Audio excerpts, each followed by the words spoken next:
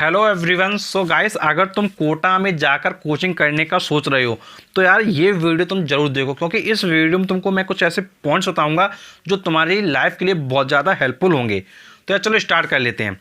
देखो यार, मोस्टली बच्चे कोटा ये सोच के जाते हैं कि यार कोटा में उनको इतना अच्छा पढ़ाया जाएगा कि उनका सिलेक्शन हो जाएगा। तो देखो, एक चीज़ तुम ये समझ लो कि सिलेक्शन कभी भी कोचिंग सेंटर पे डिपेंड नहीं करता है। सिलेक्शन हमेशा एक स्टूडेंट पे डिपेंड करता है। अगर तुम ये सोच रहे हो कि यार तुमने जैसे पढ़ते आए हुए थे तुम वैसे ही पढ़ते जाओगे और तुम्हारा सिलेक्शन आराम से हो जाएगा, तो ये माइंड से बिल्कुल निकाल दो। एक मैं तुमको बहुत अच्छी चीज़ बताता हूँ, तुम बिल्कुल इस चीज़ को क्या है समझोगे, क्योंकि तुम्हारे साथ ये चीज़ हो चुकी होगी। तुम एक चीज़ ये समझ लो कि जितना अंतर तुम्हारा 9th-10th के सिलेबस के बाद 11th-12th में हो जाता है, जितना अंतर तुम्हारा 9th-10th के सिलेबस के बाद 11th-12th में हो जाता है, सेम वैसा ही अंतर तुम्हारा 11th-12th के सिलेबस के बाद तुम्हारा जेईई और नीट के सिलेबस में हो जाता है। मतलब सिलेबस में एक बड़ा डिफरेंस तुमको दिखाई देता है।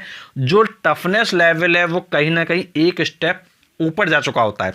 और अगर तुम ये सोचते हो कि मैं सिर्फ टीचर पे डिपेंड होके मेरा सिलेक्शन हो जाएगा, तो यार ये बहुत ज़्यादा डिफिकल्ट हो जाएगा। देखो यार, सबसे पहली चीज़ तो तुम्हारे लिए ये इंपॉर्टेंट है कि अगर तुम कोटा जा रहे हो तो यार सबसे पहले तुम कोशिश ये करो कि तुम बेस्ट इंस्टीट्यूट को लो। अब जो भी इंस्टीट्यूट तुमने ले लिया है, जो भी तुमने चुन लिया है, अच्छी बात है।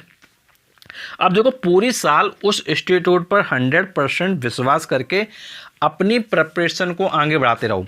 ये कभी माइंड में मत लेके आओ अगर मैं इस इंस्टीट्यूट की जगह उस इंस्टीट्यूट को ज्वाइन कर लेता तो और अच्छा हो जाता। देखो यार, तुमने कोटा में कुछ ना कुछ सोच समझ के सब कुछ पता करके किया है। अब जो तुमने डिसीजन ले चुके हो, जो तुम कोचिंग ज्वाइन कर चुके हो, उसको तुम नहीं बदल सकते हो, लेकिन तुम एटलीस्ट अब अपनी प्रिपरेशन को और अच्छे लेवल से कर सकते हो। अगर तुम अब यहाँ से अपनी प्रिपरेशन पर फोकस करोगे तो यार तुम्हारा क्या सिलेक्शन हो जाएगा। और अगर तुम नेगेटिव चीज़ों पर फोकस करोगे कि अगर ये नहीं ये हो जाता तो अच्छा रहता, तो फिर तुम क्या प्रॉब्लम में पड़े रहोगे। तो पहली चीज़ तो तुमको यही समझनी है कि जो इंस्टीट्यूट तुमने ज्वाइन कर लिया है, अब उस इंस्टीट्यूट के साथ अच्छे से मेहनत के साथ लग जाओ। और सिलेक्शन हमेशा तुम पर डिपेंड करेगा, ना कि इंस्टीट्यूट पर। अब देखो, यहाँ पर मेन चीज़ ये आती है कि जैसे जब कोई बच्चा कोटा चला गया तो कोटा जाने के बाद क्या होता है कि जैसे मान लीजिए अब वो पढ़ने के लिए तो लगा हुआ है, अब उसको क्या है बहुत सारी सीट्स मिल रही हैं। तो देखो, अच्छी बात है, सीट्स मिल रही हैं, उनको पढ़ो। लेकिन एक चीज़ ये भी तुम अपना ध्यान रखो कि तुमको एक अपना जो टाइम मैनेजमेंट है उसको ज़रूर बैठाना है। तुमको एटलीस्ट ये अपने आप में रखना है कि यार मुझको 7 to 8 आवर की जो स्लीप है वो तुमको लेनी है। क्योंकि अगर तुम स्लीप नहीं लोगे तो तुम्हारी जो रोटेशन साइकिल है लाइफ की, वो क्या गड़बड़ाएगी और तुम क्या हो सकता है कभी बीमार पड़ने लग जाओ, कभी तुमको कोई ना कोई डिजीज़ हो जाए। तो ये तुम्हारे साथ प्रॉब्लम्स आएंगी। फिर तुम्हारी जो प्रिपरेशन एक अच्छे लेवल से हो रही थी वो कहीं ना कहीं डिस्टर्ब होगी। तो ये पहली चीज़ तो ये ध्यान रखो कि भाई तुमको प्रॉपर स्लीप लेनी है और तुमको यार ज़्यादा घंटों के चक्कर में नहीं पढ़ना है। तुमको 8 to 10 आवर पढ़ो, इतना तुम्हारे लिए सफिशिएंट है। और अगर तुम 11th-12th के बाद जा रहे हो, अगर तुम 11th-12th करने के बाद जा रहे हो तो तुम्हारे पास सिर्फ सिलेबस जेईई और नीट का है। अगर तुम 10th के बाद जा रहे हो तो यार तुम्हारे पास 11th और 12th का भी तुम्हारे साथ रिलेशन होगा। तो तुमको 11th-12th का भी तुमको फोकस करना पड़ेगा। तो यार तुम किसी भी लेवल पे जा रहे हो या किसी भी लेवल तुम जा चुके हो, बस तुमको फोकस अपनी प्रिपरेशन पे करना है। अब देखो, यहाँ पर एक चीज़ ये तुम देखो कि जब भी तुम प्रिपरेशन में आए हुए हो तो देखो क्या चीज़ें पेपर में आ रही हैं, इस पर जरूर माइंड रखो। देखो, पेपर की अगर तुम बात करो, तुम जेईई के पेपर को उठा लो, तुम नीट के पेपर को उठा लो, तो जो प्रीवियस ईयर के क्वेश्चन होते हैं वो तुम्हारे लिए बहुत ज़्यादा इंपॉर्टेंट होते हैं। अब देखो, जो प्रीवियस ईयर के क्वेश्चंस हैं उनको तुम डेफिनेटली जरूर करो। अगर तुम प्रीवियस ईयर के क्वेश्चंस को अवॉइड करोगे तो फिर तुम्हारी जो स्टेज होगी वो क्या है, एक स्टेज क्या है पीछे चली जाएगी। क्योंकि देखो, प्रीवियस ईयर क्वेश्चन वो चीज़ें होती हैं जो तुम्हारे क्या है पहले कॉन्सेप्ट आ चुके होते हैं। जैसे नीट का एग्जाम होता है उसमें तो कई बार क्वेश्चंस क्या रिपीट भी हो जाते हैं। जेईई के पेपर में क्या होता है, उसके जैसे आ जाते हैं, डिजिट्स वगैरह चेंज हो जाती हैं। तो एटलीस्ट तुम प्रीवियस ईयर के जो क्वेश्चंस होते हैं उन पर फोकस तुमको जरूर करना है। सेकंड चीज़ तुमको जो फोकस करनी है वो करना है मॉडल पेपर। तुम एटलीस्ट जो मॉडल पेपर है वो अपनी एक हैबिट बनाओ। यार तुम्हारा सिलेबस कितना भी हुआ हो, चाहे कम हुआ हो चाहे ज़्यादा हुआ हो, तुम एटलीस्ट 15 डेज में एक टेस्ट पेपर जरूर करो जब तुमने कोचिंग स्टार्टिंग में ज्वाइन करी है। जैसे तुम्हारी कोचिंग को ज्वाइन करने के तुम्हारे 3 मंथ हो जाएं, 3 मंथ तुम जब पढ़ लो तो 3 मंथ के बाद तुम एक अपनी हैबिट ये बनाओ कि तुमको वीक में कम से कम एटलीस्ट एक टेस्ट देना है। और वो एक टेस्ट तुमको ये बताएगा कि यार तुमने जितना पढ़ा था क्या उससे तुम्हारे क्वेश्चंस हो रहे हैं। तुम में से कई लोग ये सोचोगे कि हमारा जो मैक्सिमम सिलेबस है वो तो हमने अभी तक पढ़ा ही नहीं है 3 महीने में, तो वहाँ देने से क्या होगा? तो वहाँ देने से एक चीज़ ये होगी कि जो तुमने मैक्सिमम चीज़ें नहीं पढ़ी हैं, एटलीस्ट तुमने जितनी चीज़ें पढ़ी हैं उसमें से तुमको ये चेक करना है क्या मैंने जितना पढ़ लिया है क्या उससे रिलेटेड तुम्हारे क्वेश्चंस हो पा रहे हैं कि नहीं। तुम एटलीस्ट ये तो चेक करो कि जितना तुमने पढ़ लिया है क्या उससे क्वेश्चंस हो पा रहे हैं। अगर तुम्हारे उससे क्वेश्चंस हो पा रहे हैं डेट मीन्स यार तुम्हारी प्रिपरेशन सही तरीके से जा रही है। और अगर उतने में से भी नहीं हो पा रहे हैं डेट मीन्स तुम्हारी जो प्रिपरेशन है गड़बड़ा गई है। तुमको फिर से पीछे की चीज़ों को मैनेज करना है और आगे वाली चीज़ों को भी मैनेज करना है। और अगर तुम ये चीज़ नहीं समझोगे तो होगा क्या, तुम्हारे 6 महीने निकल जाएंगे, तुम्हारे यार 8 महीने 9 महीने निकल जाएंगे और तुम फिर यही सोचोगे कि यार पढ़ तो सब लिया लेकिन आया कुछ नहीं। और ये प्रॉब्लम बहुत बच्चों के साथ होती है कि वो पढ़ तो लेते हैं, पीछे की चीज़ें क्या आगे आती जाती हैं आती जाती हैं, फिर वो चीज़ों को क्या मैनेज नहीं कर पाते हैं, फिर वो क्या है उनकी जो समस्याएं हैं वो बढ़ती जाती हैं। और जब सिलेबस ज़्यादा हो जाता है, वास्ट हो जाता है, तो फिर यार पढ़ने में कहीं ना कहीं क्या मन नहीं लगता है। बिकॉज जब चीज़ें समझ में नहीं आ रही होती हैं, अच्छे से नहीं हो रही होती हैं, तो फिर यहाँ से हमारी जो डिस्ट्रैक्शन वाली चीज़ें हैं वो हमको दिखाई देती हैं। अब देखो एक चीज़ ये भी समझ लो कि देखो काफ़ी बच्चे क्या करते हैं ऑनलाइन की तरफ बहुत ज़्यादा जा रहे हैं।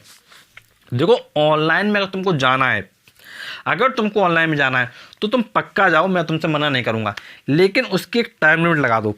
टाइम लिमिट ये लगा दो कि मुझको मैक्सिमम 2 घंटे सिर्फ देने एक दिन में, इससे ज़्यादा मुझको नहीं देना ऑनलाइन में। मुझको सिर्फ 2 घंटे देना है या मुझको सिर्फ 1 घंटा देना है कि मुझको अब जो भी एग्जाम रिलेटेड अपडेट्स आते हैं, चेंजेस होते हैं, मुझे वेबसाइट वगैरह देखना है या कोई मुझे नोट्स वगैरह निकालना है, या मान लो मेरी कोचिंग के अलावा किसी अदर कोचिंग के नोट्स वगैरह कुछ अच्छे मुझे लग रहे हैं, तो उनके लिए तुम क्या है टाइम थोड़ा क्या दे सकते हो। और एक चीज़ ये ध्यान रखना, काफ़ी बच्चे मैं क्या देख रहा हूँ इस समय, वो क्या करते हैं, मैं तुमको बिल्कुल रियलिटी बता रहा हूँ। उन्होंने क्या किया, जैसे एक कोचिंग को ज्वाइन कर लिया, ऑफलाइन कोचिंग को, उसके उन्होंने क्या कर लिया, अनअकैडमी का कोर्स ले लिया, या फिर मान लो PW का कोर्स ले लिया, या फिर मान लो वेदांतो का कोर्स ले लिया, मतलब किसी भी प्लेटफॉर्म का उन्होंने क्या कोर्स ले लिया। अब वो क्या कर रहे हैं, एक ऑनलाइन प्लेटफॉर्म के मैटर को भी पढ़ रहे हैं, एक ऑफलाइन के प्लेटफॉर्म को भी मैटर को भी पढ़ रहे हैं। तो फिर उसमें जानते क्या हो रहा है, उसमें ये रहा है कि मतलब वो मिक्सअप हुए जा रहे हैं और उनका क्या है पूरा कॉन्सेप्ट क्लियर ही नहीं हो पा रहा है। देखो मैं तुमसे बस यही कहूँगा कि अगर तुम एक टॉपिक पढ़ रहे हो, तुम अगर थर्मोडायनामिक्स पढ़ रहे हो, तुम रिलेशन फंक्शन पढ़ रहे हो, तुम केमिस्ट्री में ऑर्गेनिक केमिस्ट्री पढ़ रहे हो, अगर तुमको एक इंस्टीट्यूट का मैटर समझ में आ गया तो तुम दूसरे इंस्टीट्यूट का बिल्कुल भी मत देखो। मैं तुमको यही सजेस्ट करूँगा, तुमको जो करना है, अगर तुमको आगे पढ़ना है तो तुम प्रीवियस ईयर क्वेश्चंस को करो जो तुमको मार्क्स दिलाएंगे, तुम अपने मॉडल पेपर को करो, इन चीज़ों पे आओ, तुम अदर इंस्टीट्यूट के मैटर पे ना जाओ।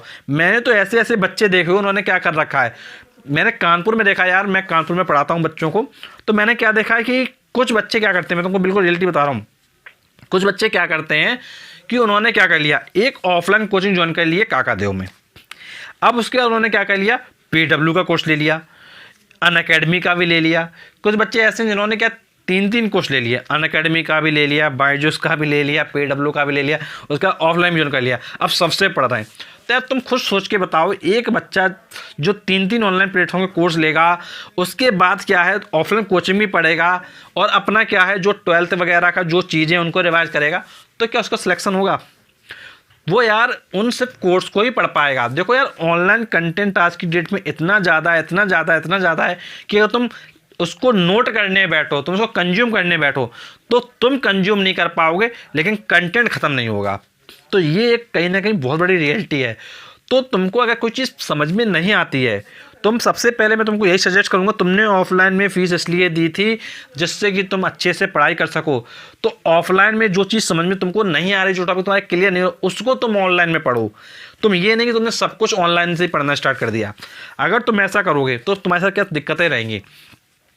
और इसकी जगह तुम दूसरा काम ये भी कर सकते हो, तुम जहाँ से भी पढ़ रहे हो तुम बस एक प्लेटफॉर्म को चूज करो।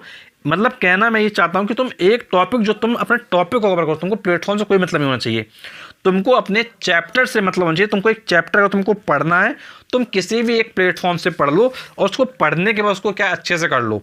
और एक प्लेटफॉर्म से पढ़ोगे तो तुमको क्या है, कभी भी लाइफ में प्रॉब्लम नहीं होगी। और अगर तुम मल्टीपल प्लेटफॉर्म पे जाओगे एक ही चैप्टर के लिए, तो फिर तुम्हारा क्या है, ओवरऑल तुम्हारा क्या टाइम क्या कम पड़ जाएगा। और अगर तुम्हारा टाइम कम पड़ गया तो फिर तुम क्या ये सोचोगे लास्ट में, यार पूरा टाइम निकल गया, लास्ट टाइम आ गया मेरे, यार इतने टॉपिक रिवाइज नहीं हो पाए। तो यार तुमको सारे टॉपिक रिवाइज करने हैं, ये चीज़ भी तुमको क्या डिनाई नहीं करनी है। अगर तुमने ये चीज़ डिनाई कर दिया तो यार तुम्हारे साथ किसी क्या प्रॉब्लम हो जाएगी। तो इसलिए अगर कोटा जा रहे हो या फिर तुम मान लो किसी भी अदर जगह पढ़ने की सोच रहे हो, तो ये जो तुमको मैं पॉइंट्स बता रहा हूँ, इन पॉइंट पे ज़रूर फोकस करना। और देखो कई बच्चे जब घर के बाहर निकलते हैं तो उनके साथ देखो क्या होता है कि उनको एक क्या फ्रीडम मिल गई होती है। चाहे यार वो बात चाहे बॉयज़ की हो चाहे वो बात गर्ल्स की हो, मैं दोनों के लिए बात कर रहा हूँ, चाहे बॉयज़ हो चाहे गर्ल्स की हो, उनको क्या फ्रीडम मिल चुकी होती है।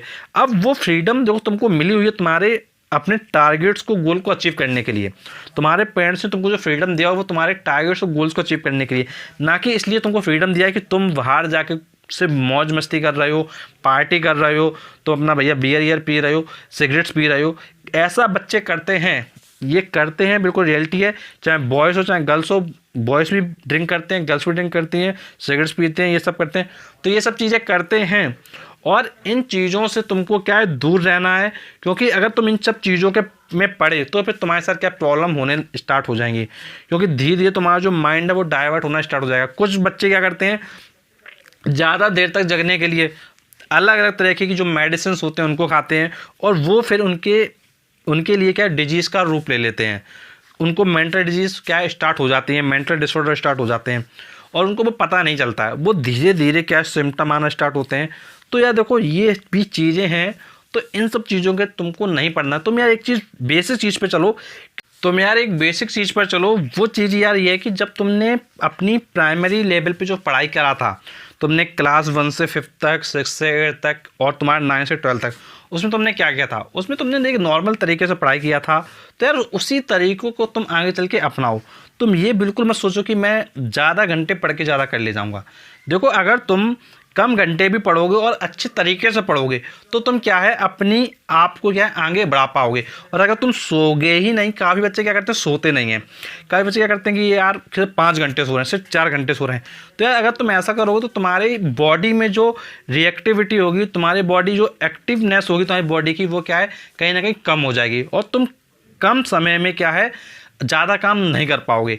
और अगर तुम क्या प्रॉपरली स्लीप लोगे तो फिर क्या होगा, तुम्हारे पास अगर 8 घंटे भी होंगे तो तुम उस 8 घंटे में क्या अपना 12 घंटे का भी काम कर ले जाओगे। तो इसलिए कोशिश ये करो कि तुम प्रॉपर वे में अपनी स्टडी करो और अच्छे से करते हो। और अगर तुमको कोई भी प्रॉब्लम होती है, कुछ भी तुम पूछना चाहते हो, तो डेफिनेटली नीचे कमेंट बॉक्स में पूछो। And thanks for watching this video.